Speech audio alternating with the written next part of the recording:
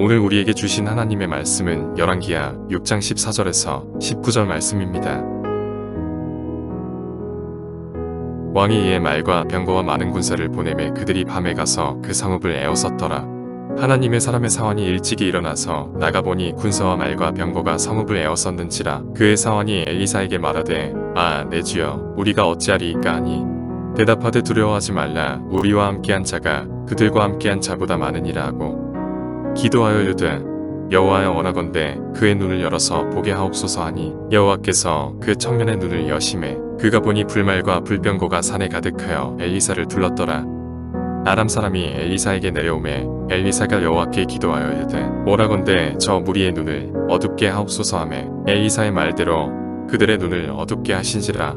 엘리사가 그들에게 이르되 이는 그 길이 아니요 이는 그 성읍도 아니니 나를 따라오라. 내가 너희를 인도하여 너희가 찾는 사람에게로 나아가리라 하고 그들을 인도하여 사마리아에 이르니라.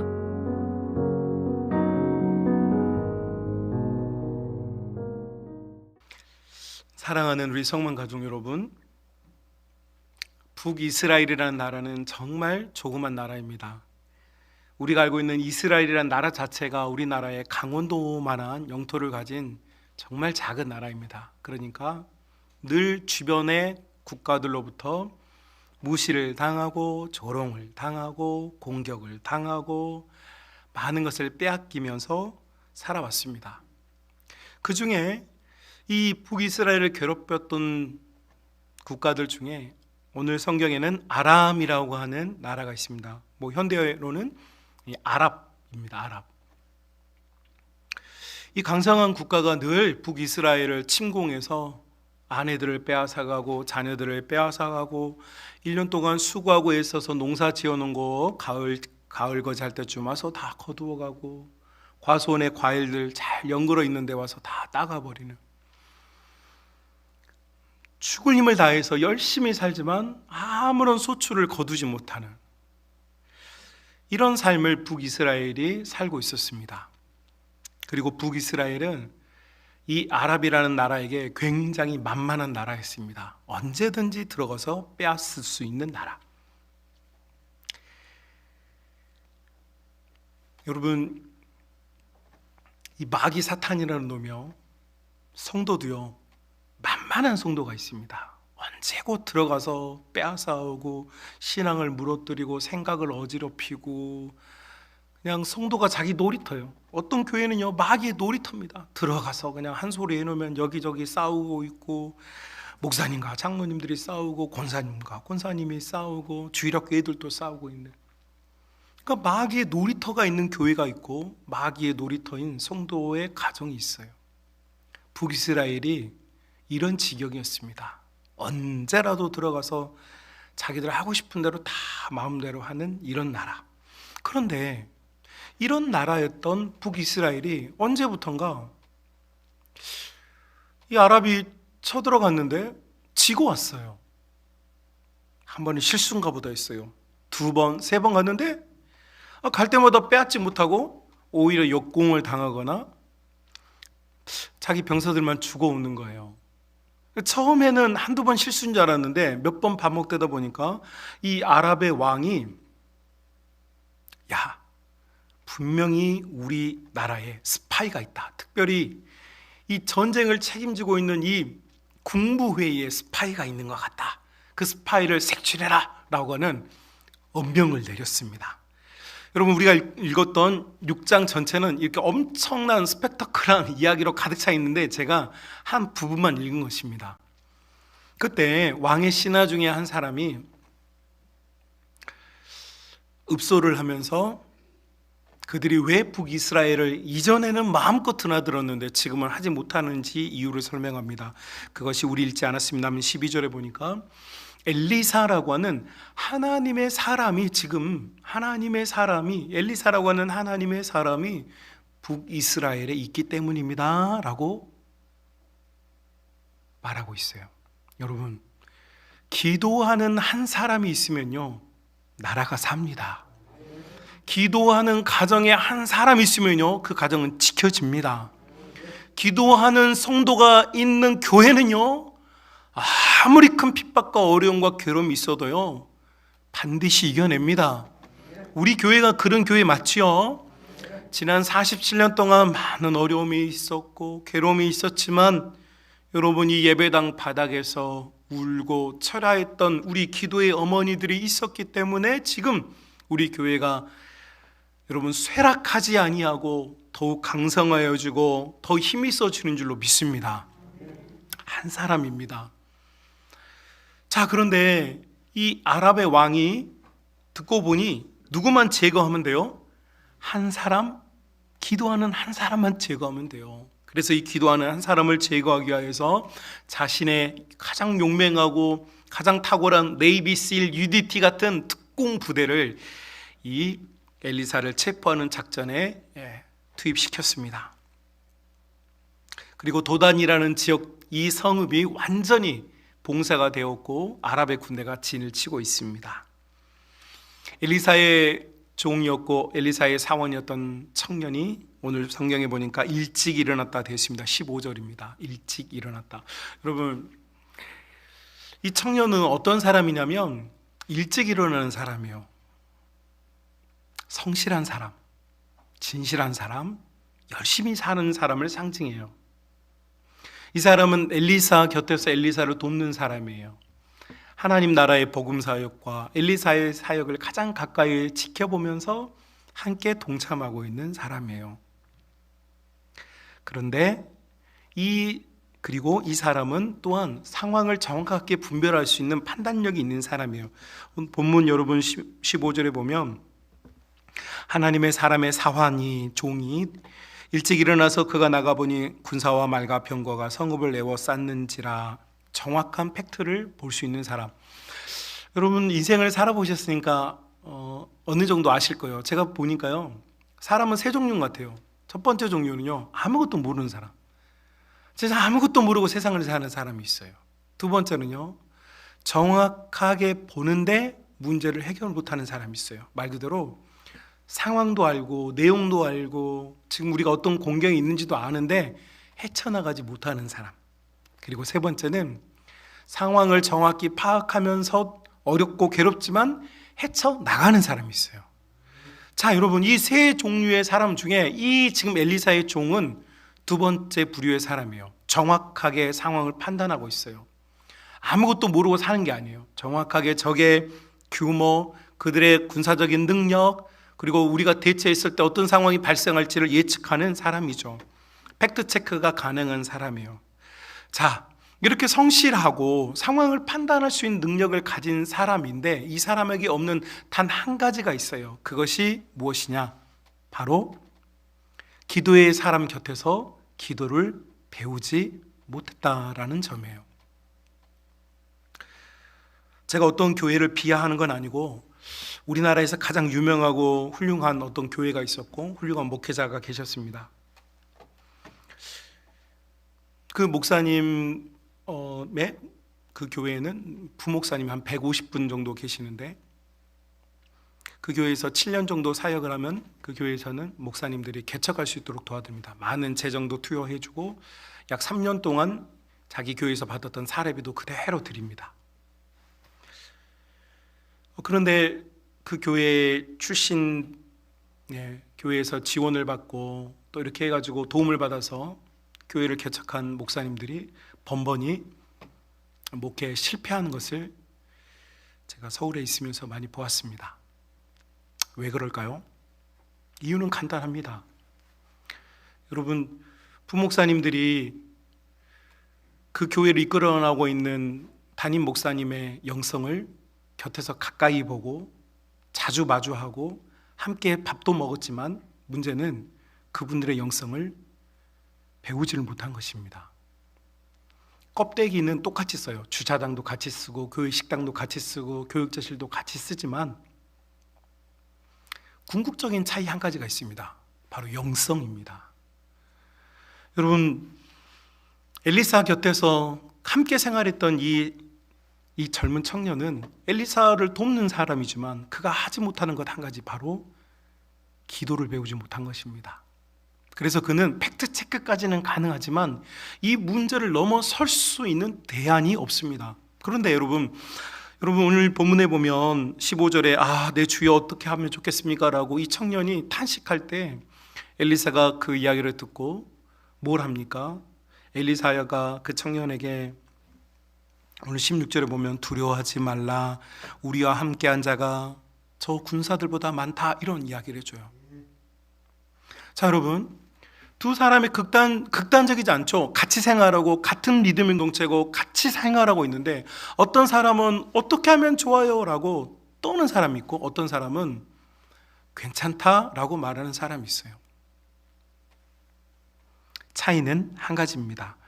17절 엘리사가 이렇게 합니다. 기도하여 이르되 여호와여 원하건대 그의 눈을 열어서 보게 하옵소서. 자, 기도하는 한 사람이 기도하지 못하는 사람의 눈을 열어주고 있어요. 우리가 읽지 않았지만 6장 하반절에 가면 무슨 일이 있냐면 이 아람의 군대가 사마리아 성을 포위합니다. 그리고 이 사마리아 성에 극심한 인플레이션이 일어나가지고 성이 공성전을 하다 보니까 둘러싸여가지고 먹을 게 없어요. 무슨 일까지 일어났냐면 오늘은 내 자녀를 잡아먹고 내일은 너의 자녀를 잡아먹자라고 하는 말도 안 되는 일이 이 사마리아 성에서 일어납니다. 그리고 극심한 인플레이션이 일어나가지고 빵 한 개에 500원 주고 사 먹었던 것이 100만 원, 200만 원씩 하는데 그것도 살 수가 없을 지경이 되었어요. 사마리아 성 자체가 완전히 고립될 뿐만 아니라 죽을 지경이 아니고 죽어가고 있는 상황이 되었습니다. 이때 이스라엘의 왕이 엘리사를 급히 찾습니다. 엘리사에게 도움을 요청해요. 이스라엘의 왕이 자신이 가장 신뢰하고 믿을 수 있는 자신의 신하들 중에, 자신의 국무위원 중에 가장 명철하고 자기의 마음을 꿰뚫는 자를 엘리사에게 보냅니다. 이때 7장 1절에 보면 엘리사가 대답해요. 지금 이 공성전을 하면서 사마리아가 죽게 됐다는 걸 나도 안다. 하나님도 아신다. 그런데 내일이면 너희가 예전과 같이 빵 한 개 500원에 사 먹을 수 있고 예전과 같이 너희의 모든 상황들이 회복될 것이다 라고 하나님의 감동을 받는 엘리사가 그렇게 이야기를 해요. 자, 그런데 이야기를 들었던 이스라엘의 왕의 신하가 그 말을 듣고 콧방귀를 껴요. 그리고 엘리사를 비난해요. 우리가 지금 저 아랍의 군대를 이길 수 있는 뭔가 대책, 전쟁의 비결이 필요하지. 막연하게 우리나라가 좋은 나라가 될 거야. 막연하게 우리 자녀들이 잘 될 거야. 막연하게 우리 교회는 부흥할 거야. 이런 소리 말고 구체적인 전략을 달란 말이야. 구체적인 방법을 달란 말이야. 라고 여러분 이렇게 이야기를 해요. 이때 엘리사가 하는 말이 7장 2절. 자, 내일 이 사마리아 성은 원위치 될 거야. 원래의 삶으로 돌아갈 거야. 하지만 너는 그 빵을 먹지 못할 거야. 이렇게 이야기를 해요. 왜입니까? 자, 여러분, 엘리사 곁에서 엘리사와 함께 있었던 이 젊은 청년도 기도하지 않는 사람이고 이스라엘 왕 곁에서 왕을 보좌했던 이 국무위원도 똑똑하고 국가를 운영할 수 있을 정도의 전략과 지략이 있는 사람이지만 그에게 없는 한 가지는 바로 기도의 영성이었어요. 그들은 기도의 영성이 없었기 때문에 하나님 나라 알지 못하고 하나님께서 자신들의 나라와 민족과 우리 가정을 어떻게 구원하실지에 대한 그림이 없었다라는 것이에요. 여러분, 결국 해답은 어디에 있느냐? 기도하는 사람에게 있어요. 다시요. 해답은 어디에 있느냐? 기도하는 사람에게 있어요. 다시요. 결국은요, 해답은요, 기도하는 사람에게 있어요. 우리나라가 1950년 6월 25일 북한군이 38선을 무너뜨리고 침공해 왔어요. 파죽지세로 3개월 만에 낙동강 전선까지 밀렸습니다. 파죽지세. 낙동강 전선, 여러분 여러 차례 많이 들어보셨겠지만 낙동강 전선 가보십시오, 여러분. 그 조그만 낙동강 사이를 두고 우리나라 표현을 조금 여러분이 받아들이기 좀 억세게 해보면 끄트머리, 뒤로 가면 더 이상 물러날 수 없는 부산 앞바다에 다 빠져 죽어야 되고 나아갈 수도 있고 살아남는 방법은 부산에서 배 타고 겨우 일본 도망치는 정도, 나라의 국군이 다한, 이게 우리나라의 1950년 9월의 현실이었어요. 이때 이 전장에서 이 태평양 사령부의 총지휘를 맡고 있었던 사람이 있었는데 그 사람의 이름이 맥아더. 그가 미국 정부에게 공식적으로 요청합니다. 지금 이 전장은 뒤집어 엎을 가능성이 없습니다. 이 모든 것을 역전시킬 수 있는 단 한 번의 방법이 있는데 그것은 바로 일본에게 떨어뜨렸던 원자폭탄을 북한과 지금의 만주, 중국에 떨어뜨려 주십시오. 두 방이면 역전시킬 수 있습니다. 이렇게 맥아더 장관이 요청합니다. 이것은 CIA 기밀 문서가 50년 만에 해제되는데 해제가 되어서 지금 우리가 다 알게 된 사실이죠. 이렇게 요청을 했는데 미국 정부가 이걸 거절합니다. 맥아더의 입장에서는 지금 낙동강 전선이 무너지면 결국 한국이라는 나라는 없어지는 것이고 당시에 끝없는 이념 전쟁 속에서 결국 민주주의가 진다라고 하는 아주 급박한 상황에 있었습니다. 아무리 생각해도 다른 방법이 없었어요. 그런데 미국 정부가 거절합니다. 그때 맥아더는 그러면 나보고 전쟁을 하란 거냐 말한 거냐, 그럴 거면 나한테 왜 전장을 맡겼느냐 라고 하는 탄식을 하죠. 저는 지금 우리 한국 교회가 이런 지경에 이르렀다고 생각해요. 여러분, 신앙생활을 한다는 건요, 예수님의 이름만 불러도 눈물이 울컥 나야 돼. 이게 정상이에요. 찬송을 부르면요, 너무 슬프거나 너무 괴로웠던 것들이요 진정이 되어지고요 힘이 솟아나야 돼요. 하나님 말씀을 들으면요 끝없는 절벽에서 떨어지고 있다가도요 하나님 말씀 들으면요 정말로 독수리가 지면에 부딪히지 않고 팍 날개를 펴서요 창공으로 다시 올라가는 듯한, 여러분, 영적인 클라이막스가 여러분 펼쳐져야 해요. 그런데 지금 한국 교회는, 아니 한국 교회가 아니라 지금 우리의 신앙은 벼랑 끝이에요. 낙동강 전선이에요. 기쁨이 없어요. 행복감이 없어요. 예수님을 믿고 의지하는데 세상의 염려와 걱정만 온통 태산처럼 높고, 도대체 예수님을 믿는 자와 믿지 않는 자의 차이가 없을 정도예요. 그냥 차이가 있다면 주일날 교회에 오는 정도. 그러니까 지금 우리는 완전히 영적 낙동강 전선에 내몰려 있는 것 같아요. 그리고 땅야 땅야 하면서 총 쏘면서, 여러분 군인들이 전쟁을 하는 방식은 그냥 내 앞에 적을 쓰러뜨리는 거죠. 그러니까 문제가 하나 찾아오면 땅야 쏴서 넘어뜨려요. 또 찾아오면 땅야, 때로는 수류탄을 터뜨리고, 조금 안 되겠으면 포교부대 포병의 지원을 받아서 조금 어떻게 위기를 모면해 가면서 지금 신앙의 낙동강 전선을 형성하고 있죠. 여러분, 그러나 보병이 땅야 땅야 총 쏜다고 전장에서 승리할 수 있는 게 아닙니다. 전쟁을 승리하는 길은 어디 있냐면 워룸이라고 불리우는 작전 지휘소에 있어요. 작전 지휘소가 어떤 결정을 하느냐에 따라서 전장은 뒤바뀌게 되어집니다. 맥아더는 원자폭탄 요청이 거절당하자 고민 끝에 인천으로 연합군을 상륙시키는, 2차 대전 때 연합군이 프랑스의 노르망디 해전에 노르망디에서 상륙작전을 통하여서 독일군을 괴멸시켰던 것처럼 이제 맥아더가 인천의 상륙작전을 하기로 결정을 합니다.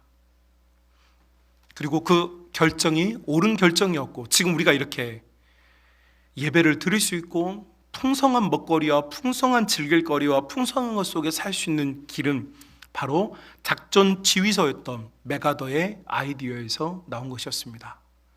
여러분, 주님께서는 이것을 뭐라고 우리에게 말씀해 주냐면 이것을 기도의 골방이라고 가르쳐 주셨습니다. 여러분, 우리의 인생을 바꿀 수 있는, 뒤집어 놓을 수 있는 유일한 길은요, 우리 인생을 걸고 씨름하고 있는 작전 지휘소 워룸에서 오직 기도의 골방에서 씨름하는 자들을 통하여서 하나님의 나라는 힘과 능력을 발휘하게 된다는 사실을 저는 믿습니다. 이것이 하나님 나라의 일입니다. 주님께서 잡히시던 날 밤에 예수님께서 11 제자와 기도하고 있을 때 군대가 찾아옵니다. 예수님을 체포하기 위해서 찾아왔어요. 그들이 검과 뭉치를 들고 예수님을 체포하기 위해 찾아왔을 때 예수님 가장 가까이 있었던 베드로가, 그가 평상시에 칼을 가지고 다녔는지 아니면 그날 밤만 특별히 있었는지는 알 수는 없지만 중요한 건 그가 칼을 꺼내 들었습니다. 성경에 베드로가 칼을 꺼내든 처음이자 마지막 장면입니다. 그리고 베드로 이렇게 외치는 겁니다. 누구든지 우리 예수님 곁에 오기만 해봐. 내가 가만두지 않을 거야. 여러분, 그 답답하고 덥고 소란스럽고 횃불과 사람들의 소리와 그 혼란스러운 상황에서 베드로가 막 손을 휘젓습니다. 이 칼이 지금 정확히 누구를 향하는지도 몰라요. 다만 내가 예수님을 보고 싶다고 하는 그 강렬한 욕구 하나였어요. 그런데 그 칼이 휘둘러졌는데 대제사장의 종이었던 말고라는 사람의 귀를 잘라냅니다. 이때 예수님께서 베드로를 껴안고, 베드로야 고맙다. 그래도 나 보호하려고 하는 사람 너밖에 없구나. 내가 이 교회를, 이 지상의 교회를 너한테 맡긴다. 이런 말 하지 않으셨어요. 말고의 귀를, 떨어져 버린 귀를 붙잡고 기도해 주시면서 그 귀를 치유해 주셔요. 그리고 베드로에게 말해요. 베드로야, 칼로 선 자는 칼로 망한다. 여러분, 예수님께서 칼로 선 자가 칼로 망한다는 말씀은 단순히 무력을 행사하지 말라는 이야기가 아니에요. 여러분, 우리가 인생을 사는데 낙동강 전선에서 지금요, 내 인생을 그냥 땅야 하면서 문제 하나 또 찾아오는 문제 하나 해결해 보려고요, 막 이렇게 고군분투를 해요. 엄청나게 피 흘리며 살아요. 엄청나게 힘들게 살아요. 엄청나게 짜증나게 살아요. 죽기 아니면 살기로 살아요. 여러분, 건성건성 사는 사람 없어요. 한국 사람들 중에 건성건성 사는 사람 없어요. 진짜 열심히 살아요. 그런데 이게 낙동강 동선의 보병 같단 말이죠. 이게 칼이에요. 여러분, 우리 인생의 영혼의 칼은요, 내가 닥쳐오는 이 문제 하나를 해결해 본다고 해결하는 것처럼 칼을 휘두르는 거예요. 그러니 주님은 그게 아니라는 거예요. 하나님의 나라는 그렇게 해서 승리하는 나라가 아니야. 여러분, 무슨 일을 합니까? 베드로가 6월절부터 오순절까지 마가의 다락방에 모여 기도합니다. 그가 성령을 받습니다. 성령 받고 그가 처음으로 한 것은 예수님을 십자가에 못 박고 예수님을 무시하고 예수님을 잡으러 왔던 사람 가서 보복하는 거 아니었습니다. 예루살렘 성중에 서서 설교를 시작합니다. 그리고 그의 설교를 듣고 5,000명이 회개합니다. 두 번째 설교했을 때 4,000명이 회개합니다. 여러분, 그 중에 분명히 그날 밤에 예수님 잡으러 왔던 대제사장의 종들도 있었을 것입니다. 여러분, 우리가 세상을 바꾸는 방법, 내 인생을 역전시키는 방법은 땅야 내 문제 하나하나를 해결하며 사는 것이 아닙니다. 워룸, 기도의 골방에서 우리 인생 자체가 완전히 바뀌어지기를 주님께 소망을 두고 기도할 때에 하나님의 방식으로, 하나님의 방법으로 하나님이 원하시는 일들이 일어나게 될 줄로 믿습니다. 지금 우리는 절박합니다.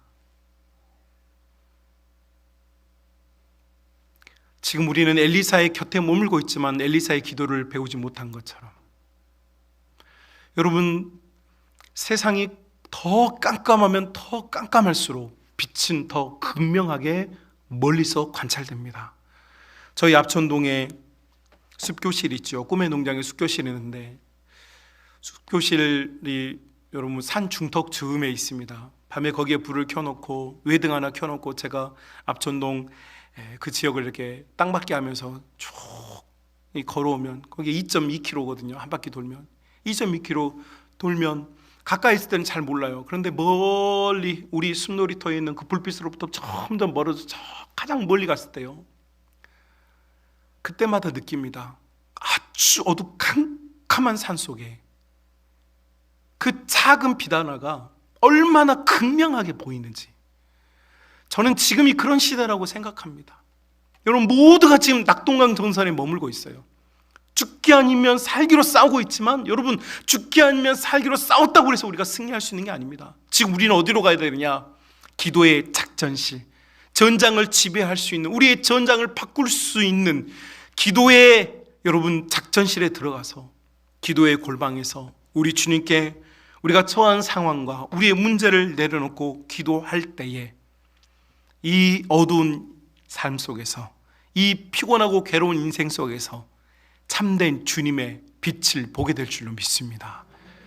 지금 우리에게 필요한 건 기도의 골방입니다. 사랑 우리 성만 가족 여러분,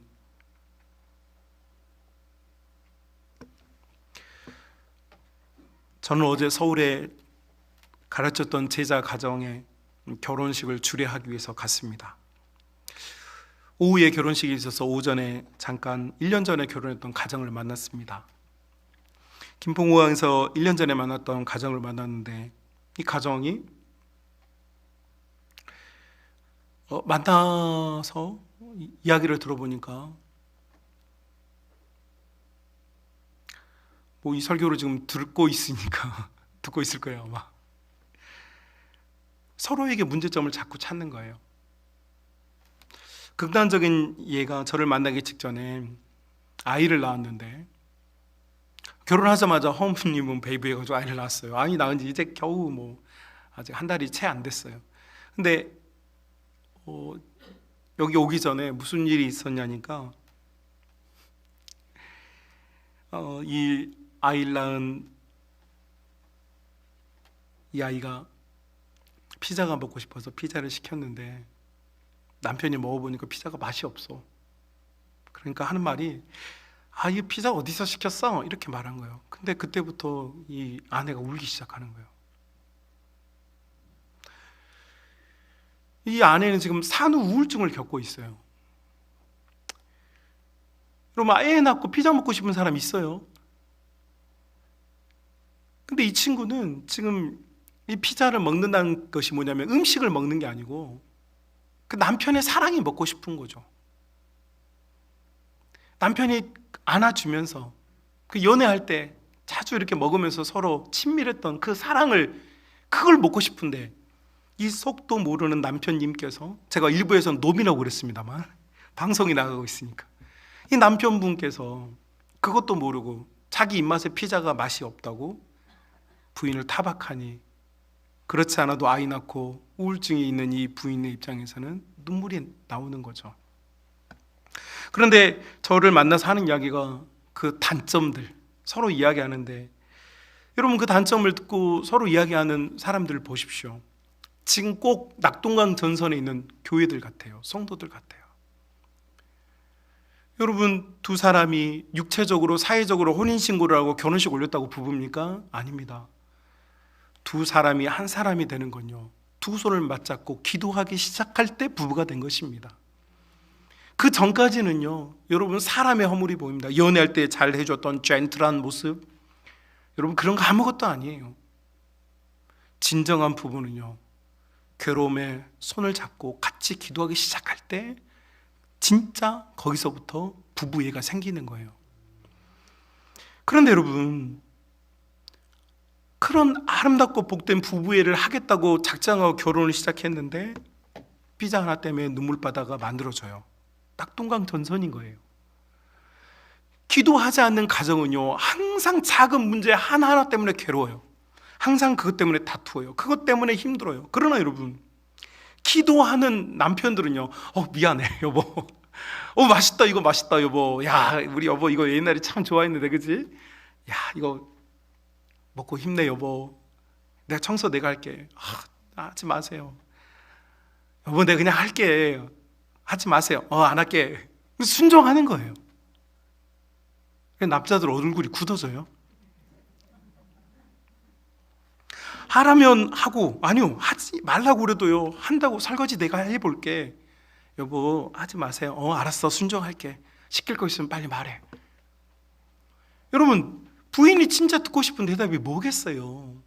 저희 아내는 우리 부인이 자기 얘기 절대 강대상에서 하지 말라고, 하기만 하면 용서 안 한다고.